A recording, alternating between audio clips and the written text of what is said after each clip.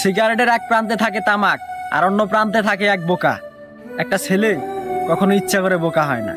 কারো কাছে সিগারেট কেবল বিলাসিতা, আবার কারো কাটায় আকাশ সমান দুশ্চিন্তা।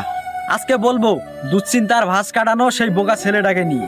বাস্তবতার চিন্তায় গ্রাস করলে মেধাবী ছেলেটাও এক সময় মেধাশূন্য হয়ে যায়। জীবন যখন প্রশ্ন করে ভবিষ্যতে কি করবি, তখন শক্তিশালী ছেলেটাও লড়াই করতে ভুলে যায়। নবম দশমের স্বপ্ন আমাদের আকাশচুম্বী। কেউ হবে ডাক্তার, কেউ চাকরিজীবী, আবার কেউ হবে ইঞ্জিনিয়ার। আমাদের পড়ালেখা ওই মাধ্যমিকেই শেষ। এরপরে কেউ শ্রমিক, কেউ কৃষিকাজে, আবার কারো ছাড়তে হয় দেশ। লোক সমাজে বলা হয় পড়াশোনা ব্যতীত সাফল্য সম্ভব নয়। হ্যাঁ, আমরাও করতে চাই, তবে আমাদের বেলায় কেন সম্ভব নয়। এজন্যই সিগারেট জ্বালিয়ে দুশ্চিন্তার ভাঁজ কাটাই।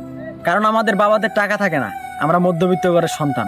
আমাদের জীবন সুন্দর করার আগে প্রয়োজন পড়ে ইনকাম।